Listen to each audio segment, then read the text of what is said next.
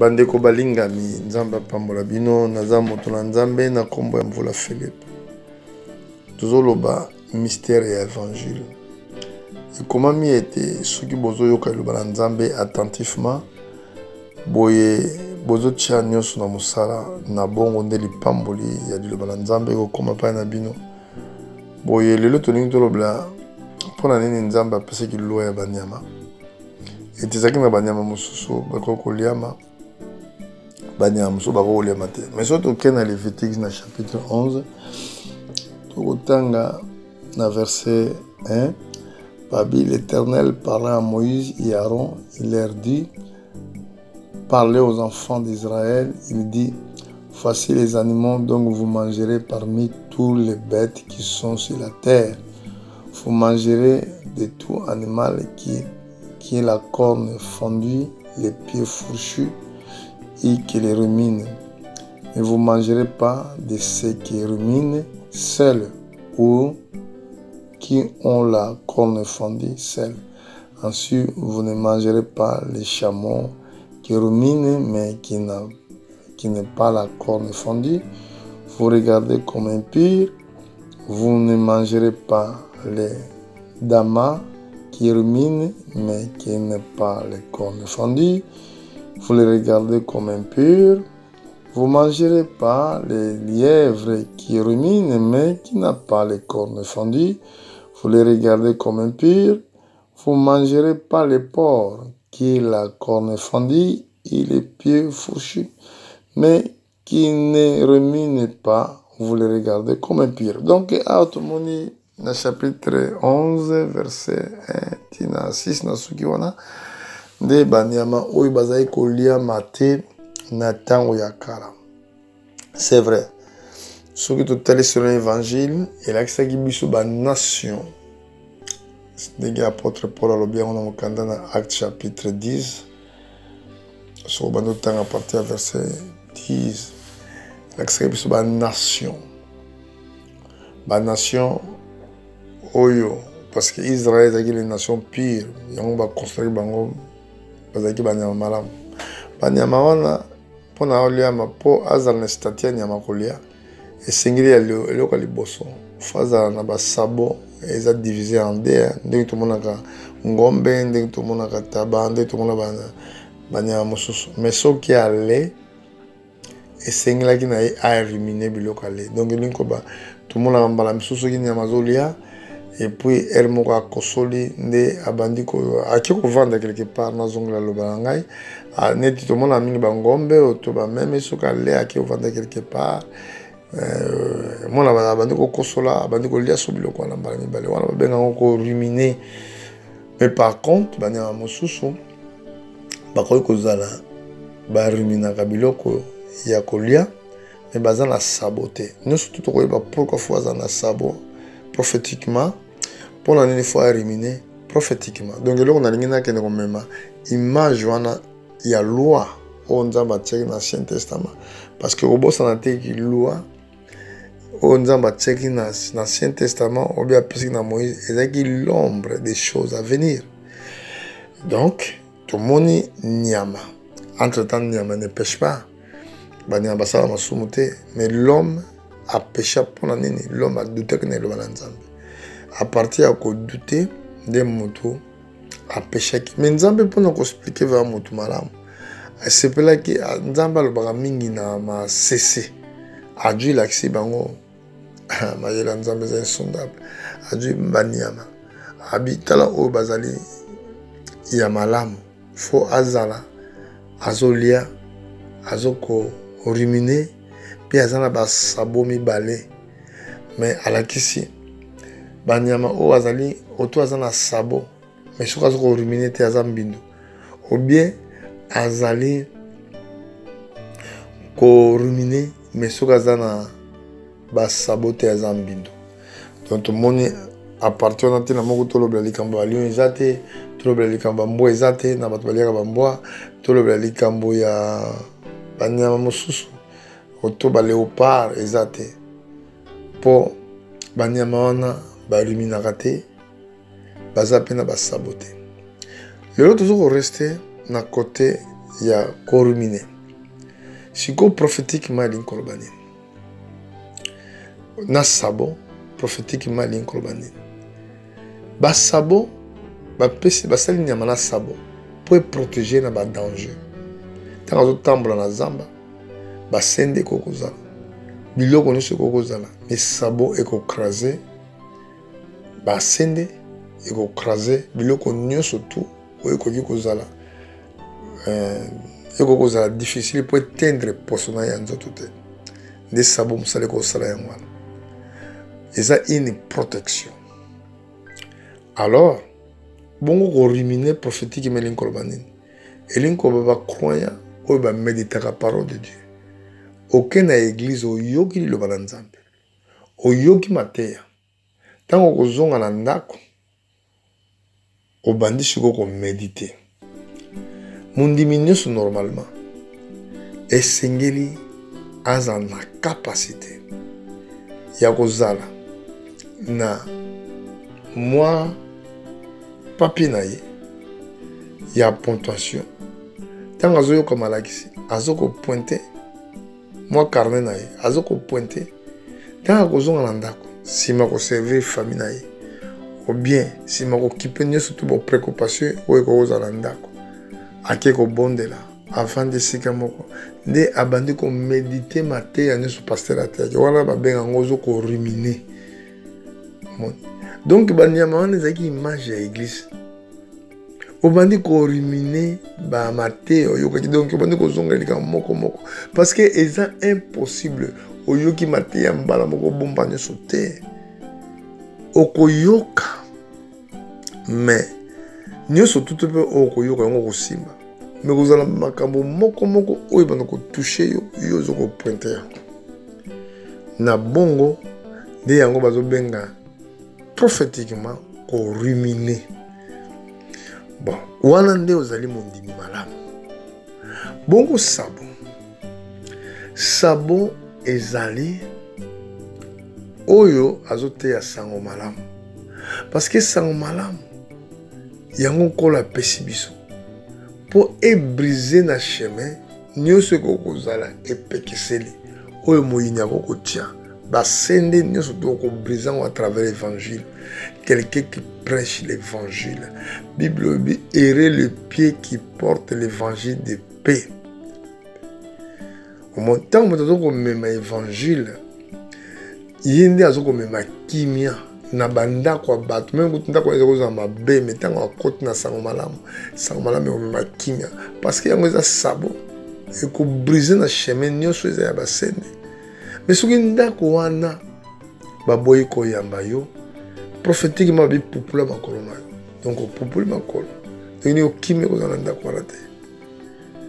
Alors tout le monde eza bandemi mususu on est bandemi mususu akoki ko lia a rémunérer biloko mais kat na ye azali na ba saboter donc côté ya évangile donc mon ndima boya akoko zala propre taza mbindu mutu nyonso te ya kasango malamu te aza mbindu pour essayer que vous allez fauter à Yesu toujours voir image ya banyama pour na komemango prophétiquement. Mutu nyonso kwa kote ya sango malamu te aza mbindu ata ozotanga na Bible ata ozoko rémunérer mais donc makambo ozoko rémunérer wana ozo méditer mais esengeli sikoyo o memango epa bato mosusu tango etikalika pa na yo moko donc ozolinga kosunga bato mosusu te po bazala sauver ezali oza mbindu tozwi ngulu ngulu aza nyama moko aza basavon divisé en deux akoki aza mbindu. Pourquoi? Parce que tant azo lia azo rémunéré te eza déjà ba chrétien pas en demande aya que église ayoki esili tikali kana kiti makambo ayoki tikali kana kiti mais so akena libanda pas bana bato ki bobongola mitema mais ye moko azali na lilobate kat na ye azana lilobate parce que il médite pas la parole de Dieu. Moto on surtout azo yo kaza attentif te akoki kozana lilobate yango yo so dolo ba mingi écouter peut comprendre so totali na baécriture mosusu neti na mokanda na Deutéronome tokomona ntango nzambe azokosita likambo ya loi alobi na bato boye na chapitre 28 na verset totangi verset 1 elobi si tu obéis la voix de l'Éternel ton Dieu et observant en mettant en pratique tous ces commandements que je te prescris aujourd'hui, l'Éternel ton Dieu te donnera la souveraineté sur toutes les nations de la terre. Balobi, dans la version sur Babi, si tu écoutes attentivement la voix de l'Éternel, votre Dieu. Entre-temps, on vous dans le caractère, ce qu'on est, il est qui malamoko. Aucun esprit à méditation n'a nature à port. Entre-temps, nature à même azali nyamamoko sokale akiko fanda pe abandi ko remine ko zongila makambo ayoki makambo nini pasteur ateki biso na église ngulu te jara ba chrétien boy esprit ya ngulu ajenaka te ye a méditer le balanzambe te akoki kote ya sango malamu l'église eza ya boye bazoteya na bango mais kati na bango bazana liloba te donc ça veut dire quelqu'un qui n'a rien akoki kozala sauvé te akoki kobulisama te bazwi ndakisa na makome batangi bazotanga bandimi mosusu lokola balu elingi koba bato bazokɔta na église na esprit ya sorcellerie na esprit ya magie mpona kodétruire bachrétien so balakisa biso na kati ya bazamba banyama mosusu lokola neti baléopard oyo baza na besoin ya koboma banyama mosusu wana nde esprit ya kindoki esprit ya magie na kati ya église yango l'apôtre Paul alobi boye la nature vous enseigne même pas donc la nature là makambo tomona na nature eza mpe na réalité kati na mokili mais dans le domaine spirituel. Donc, nous, les mystères cachés de Dieu. Alors, voilà, toi, tu es chrétien. Mais pour nous, ceux qui sont, pour moi, dans le chapitre de Lévitique, chapitre 11, tu peux faire référence à mon corps, tu peux faire référence dans le livre, il y a Actes. Le chapitre 10, beaucoup de comprendre que c'est un évangile, c'est un peuple. Tout bandit dans verset 10, Acte chapitre 10, verset 10, Babi, il avait faim. Pierre, il voulait manger. Pendant qu'il lui préparait à manger, il tomba en extase. Il a vu le ciel ouvert. Pardon. Il a vu le ciel ouvert. Un objet semblable à une grande nappe, attaché par les quatre coins, qui descendait et baissant vers la terre, et où se trouvaient tous les quadrupèdes et les reptiles de la terre et les oiseaux du ciel. Une voix lui dit, lève-toi, Pierre, tue et mange. Mais Pierre dit, non Seigneur, car je n'ai jamais mangé de souillure ni d'impur. Et pour la seconde fois, la voix se fit encore entendre en lui. Ce que Dieu a déclaré pur, ne le regarde pas comme souillure. C'est arrivant jusqu'à 3 fois et aussitôt après, l'objet fut retiré dans le ciel. Vous voyez, donc, c'est l'ombre des choses à venir. Donc, nous avons ça à travers l'évangile. Nous sommes sauver. Mais le salut est surtout dans la prédestinée. Avant la fondation du monde.